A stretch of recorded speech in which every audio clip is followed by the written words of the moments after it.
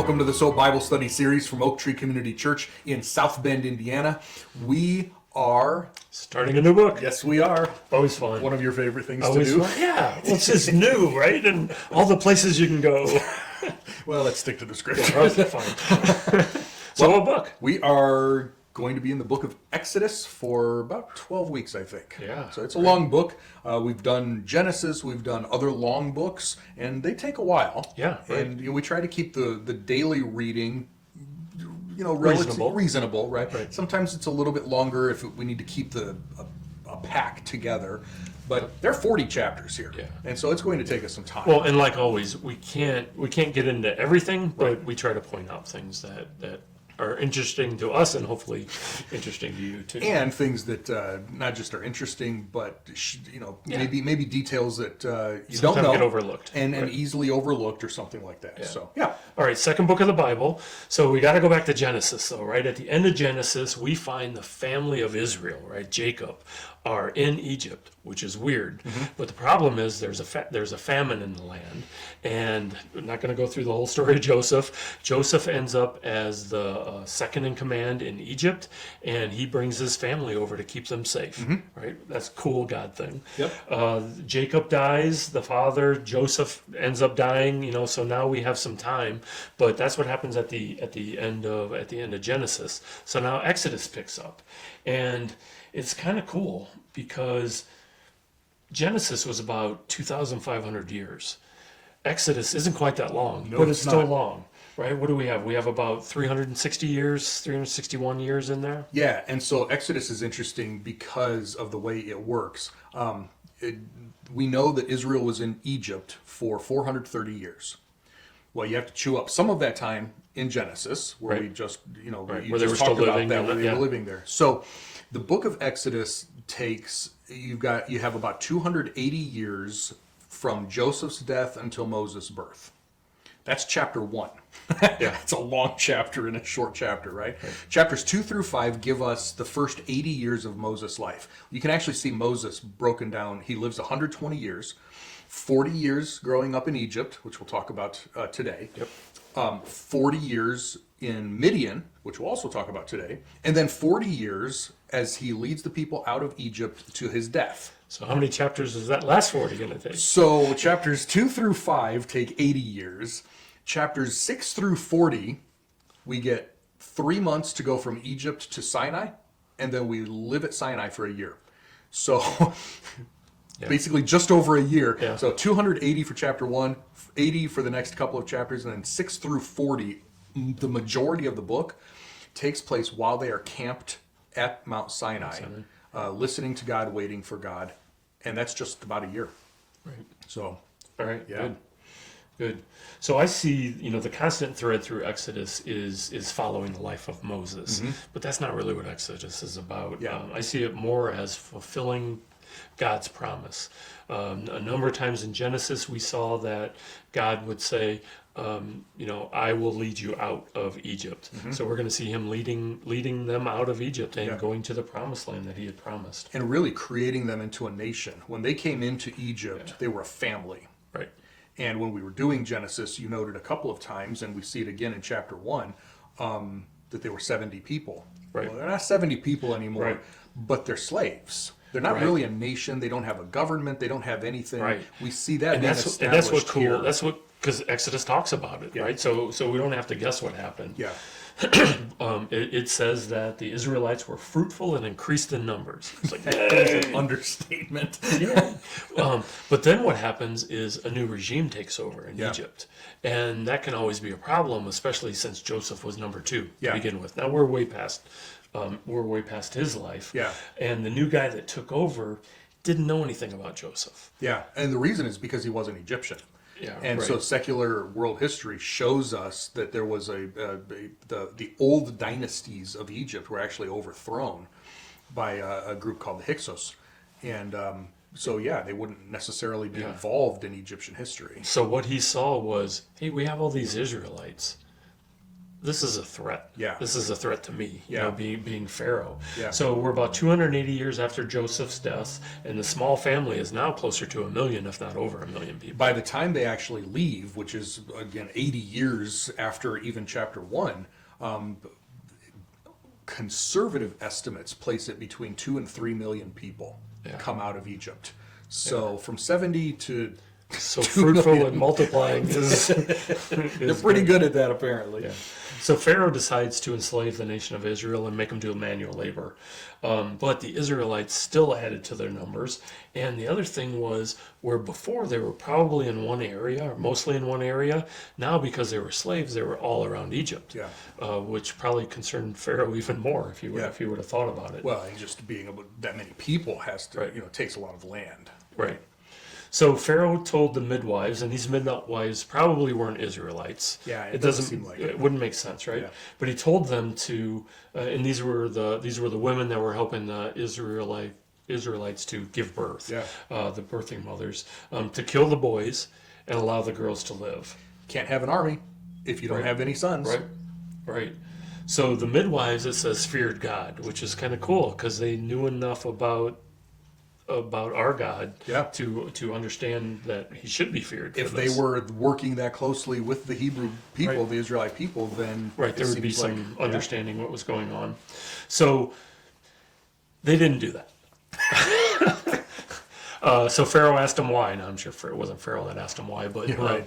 but they were asked why, and they said that the Israelites give birth very quickly, and by the time they are notified, the baby is already there when they get there. Well, they didn't have cell phones. They couldn't text them. The baby's on Yeah. the way. So Yeah, that's it took true. some time. But what I find interesting is the question always comes up here. They lied. How could they possibly lie and God bless them? Because they understood that this is spiritual warfare. And when you're in battle, you don't let the enemy in on your battle plans. Right. You do what's necessary to throw off or deceive the enemy. So yeah, deception. This is spiritual warfare. They were protecting God's chosen people, and God blessed them for that. Yeah, nice. That's a great way to put it. So Pharaoh, of course, comes back with, I have a declaration. All sons that are born must be thrown in the river. Daughters can live. Yeah.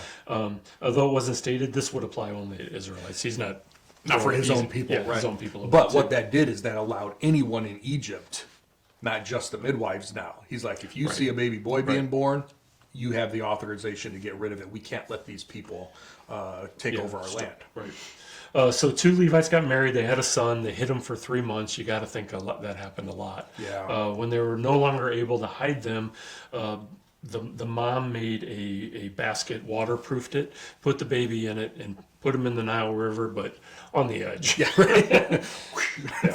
And now he's in the Mediterranean. Yeah.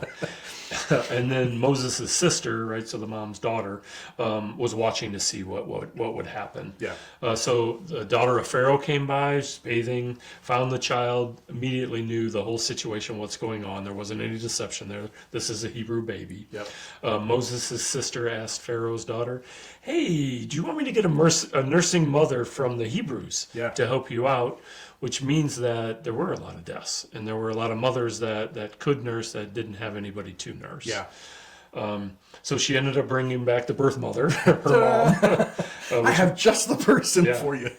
But the mom then became paid to be a mother to her child, which is kind of cool. Yep. And when the child was old enough, he was officially adopted by Pharaoh's daughter and named Moses. Right. Yep. Now, so Moses would have been born into a life of poverty, Yep. and now it's changed to a life of wealth after this. Yeah, he was a slave. The book of Hebrews tells us that he was schooled in all the literature of the Egyptians and all the wisdom and all the. I mean, he was brought up like Pharaoh's son or Pharaoh's nephew or offspring, something. Yeah, right. yeah, Right. So grandson. Moses, right. Moses grew up, he observed the hard labor of the Hebrews that he didn't have to go through. I'm sure that had to weigh on his mind. But he also saw an Egyptian man attacking a Hebrew man.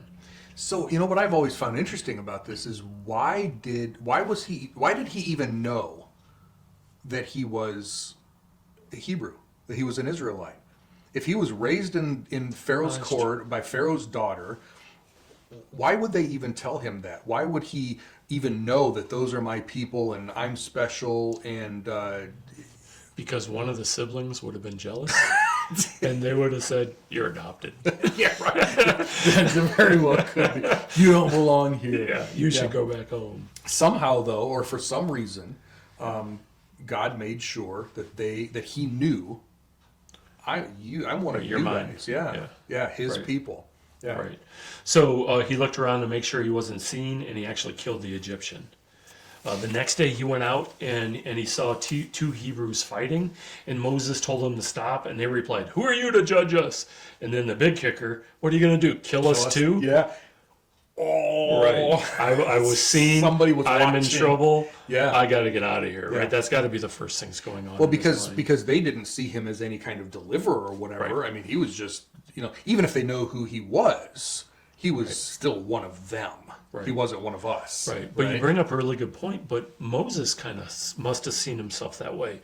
Why get involved between a Hebrew and an Egyptian? This had to go on all the time. Yeah. He chose to step in. Yeah. And maybe it got out of hand, but somebody died, and then the next day he chose to step in with two Hebrew guys Yeah. fighting. Yeah. And they obviously were like, who are you? So it seems like even if he thought he was big, he wasn't waiting for God, right? He was just jumping in on his own. Yeah. Yeah. So did he think that he was supposed to be a deliverer, sort of like Mordecai told Esther, for such a time as this? Right. Obviously it was much later. He didn't read that story. Right. But was he really thinking along those lines? Yeah, we don't know. So Moses had to take off. So he went to a city called Midian. It was well away from Egypt. So he gets there, and just like we see in other occurrences, when you get into town, the first thing you do is you go to the well, because that's where everybody congregates. Yeah. So this was probably a region in modern day Saudi Arabia, possibly. So from Egypt to there, that's a lot of distance. Yeah. So he was running. So he had already crossed the Red Sea at this point.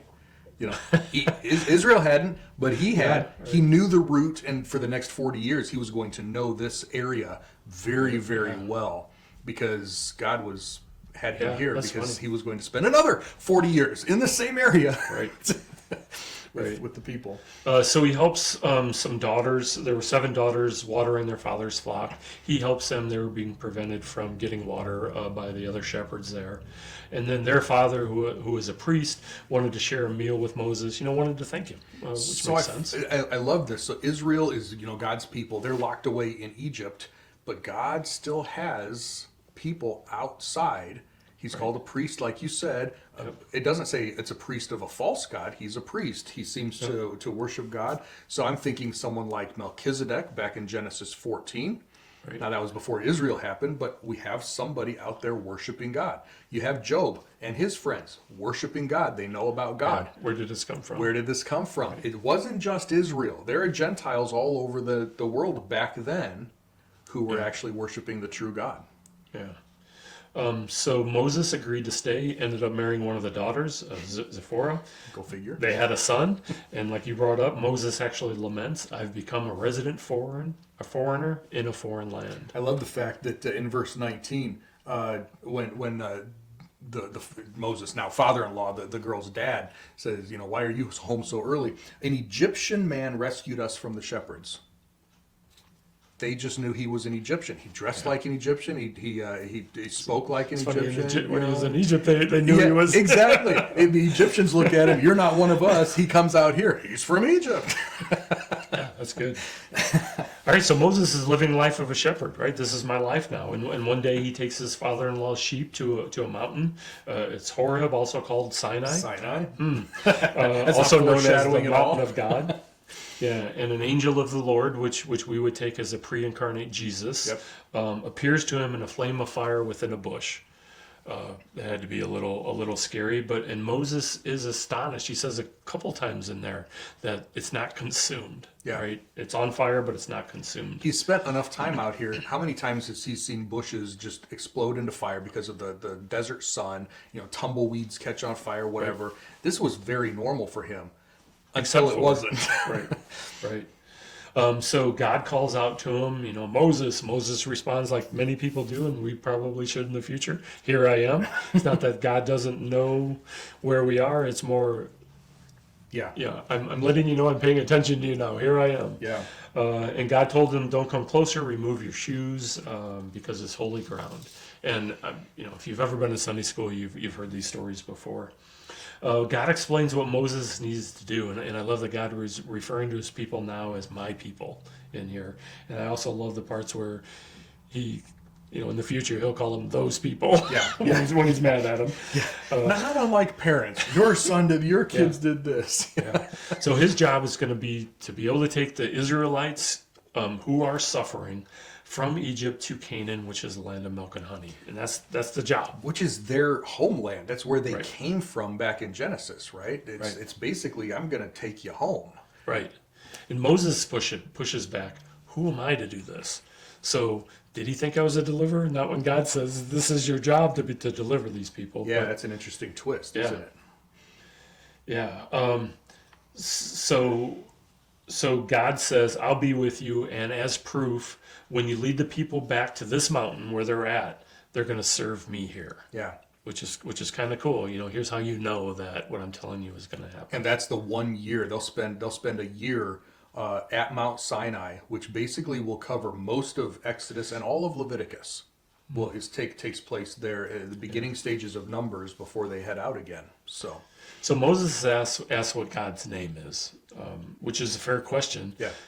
It's kind of, should you be asking God these type of questions? But it's kind of cool. They have a different kind of relationship. Yeah. God answers, "I am," and then God explains that Moses first has to go to the elders of Israel to get their buy-in, which God says they'll give you, and then he needs to go to the king of Egypt. He kind of takes king and Egypt kind of interchangeably here, and he tells him, Pharaoh's going to refuse. He's going to refuse God of what we're asking him, but ultimately God will make him let the people go. Yeah.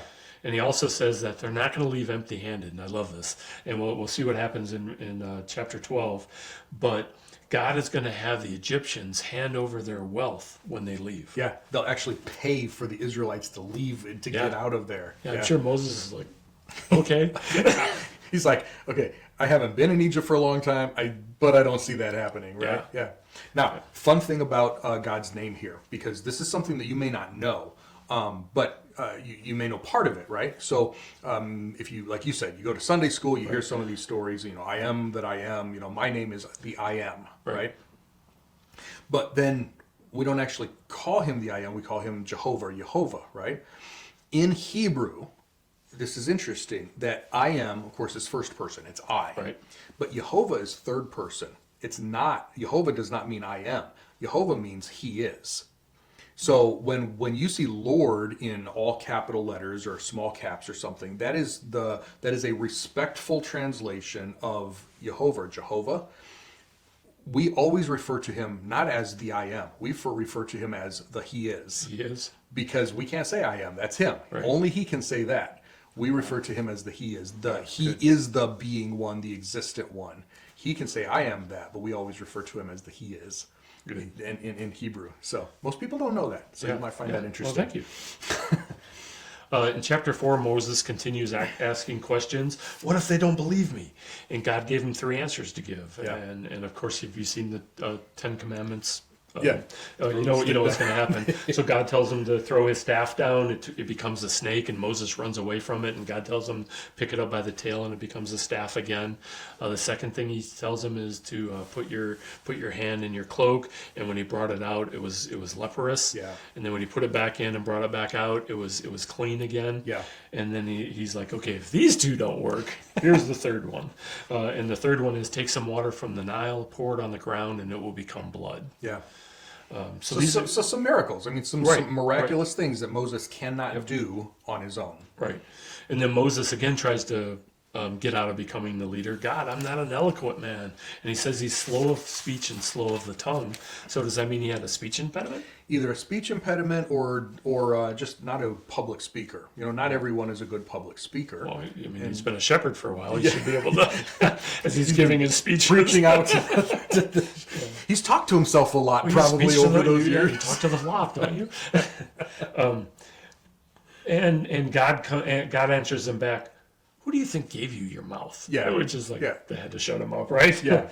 You go, I'll be your mouth, I'll teach you. One last time, Moses pushes back. Now, you got to know God's going to be angry at this point. And God send anyone else, right? And he gets mad. So God told Moses that his brother, your brother speaks well. We're going to use him too, and we'll bring him along. We'll find out Aaron is 3 years older than Moses. So he was 3 years when Moses was born, and the whole basket thing. Miriam seems to be a little bit older than that. Who could watch him? But yeah, fine. You don't have to speak. Aaron will be your mouthpiece. But the two of you are a team. Right. So Moses returns to his father-in-law, asks for a blessing for him to go back to Egypt. His name was Jethro. Jethro said, yeah, go in peace. God told him that all the men that were seeking him, Moses, were dead. So Moses takes his wife, his son, and they headed to Egypt, and it said with a donkey and a staff. Not much. Not much. Yeah. God told him to visit Pharaoh and do the 3 wonders, and God said he would harden Pharaoh's hearts. Moses was to say to Pharaoh, let Israel go, or I will kill your son, your firstborn. So that is a really quick summary of what's going to happen over the next few chapters. Right. Some people really get stuck on that, I will harden Pharaoh's heart. Right. Again, that's a summary. Okay, God said, yes, that's the way it's going to turn out. As we read the next several chapters, we find God didn't do that right away. He let Pharaoh reject and harden his own heart until God finally said, now you're out of chances and we're going to finish this thing. Right. So don't get stuck on the, I will do it, as if Pharaoh had no choice at all. He really did. Yeah. He really did until That's a great point. Until he didn't anymore. Right? But God gave him plenty of opportunities. Right? This next part, so Moses and his family stopped for the night, and God met Moses and sought to kill him. Mm-hmm. That kind of comes out from left field. Right. Yeah. Right. If you're not paying attention, it's exactly. What I missed, you go back, read a little bit more. There seems to be no context for this at all. Right, exactly. Seems to be. Yeah. So when you read this section, you should understand that Moses didn't follow the Abrahamic covenant. Yeah. Right. Israel has a piece to play in there, and that piece is your son needs to be circumcised by the 8th day. Yeah. Moses had 2 sons. At least one of them wasn't circumcised. Right. Seems to be the issue. Yeah. And the penalty was clear. It was death. Yeah. You'll be cut off from Israel. So Zipporah, the wife, she cuts the foreskin. She, in effect, circumcises the baby, and then touches the foreskin to Moses' feet. Yeah. I'm not quite sure what that did, but there's it a ritual resolved the issue there. Yeah, but what you have is Moses is going to release the nation of Israel and basically fulfill the first part of the Abrahamic covenant from Genesis chapter 15, but he wasn't following the covenant. Right. You can't have the leader not doing what what's supposed to be done. Exactly, and I kind of take this back to God wrestling with Jacob. So in that case, God was reminding Jacob that he needed to worry about God more than his brother at that point. He was scared that he was going to go back and have to face his big brother, and who was the hunter, and God said, worry about me. I see a lot of similarities there, where Moses is going to be worried about going to meet Pharaoh, and God is saying, I'm the one you need to worry about here. Yeah. I'm the one that you need to pay attention to. Yeah, make sure that you're right with me before you start. Plus, I think he also needed to know he wasn't above God's rules. Yeah. Right. Yeah. In there. So God told Aaron to meet Moses at the mountain, which is hilarious now, right? Well, no GPS, anything, Yeah. Go meet him at the mountain. Yeah. I don't know how he got. I mean, isn't he a slave? How did he get released from Egypt so that he could go meet Moses? Right. I've always wondered about that. Give him the pass, right? God said I had to go. He sneaked out overnight one night. Yeah, this 83-year-old. He had to, right? Yeah. So Moses told Aaron the plan, and they went to the Israelite elders, and Aaron did the talking, Moses did the sign, and the people believed. Yeah. This is easy. Yeah. At least easier than I thought, right? Yeah. So there's one cool thing left here in chapter 4 that I want to point out, and maybe you've already seen this before, but it's pretty cool. All the way back at the beginning of the chapter, when, throw the stick on the ground, the whole thing, Moses is like, they're never going to believe me, blah, blah, blah. And God asks a really simple question. He says, what's that in your hand? It's my staff. I've been carrying it for 40 years in the desert. It's just a stick, right? God has him throw it down, turns into the snake, the whole thing. After that encounter, after all the stuff, you said he took, his donkey and a staff and he left. If you look at verse 20, it doesn't just say a donkey and a staff. He took his wife and sons, put them on a donkey, headed back to the land of Egypt, and Moses took the staff of God in his hand. It had turned in the space of 20 verses from a stick to the staff of God. Yeah.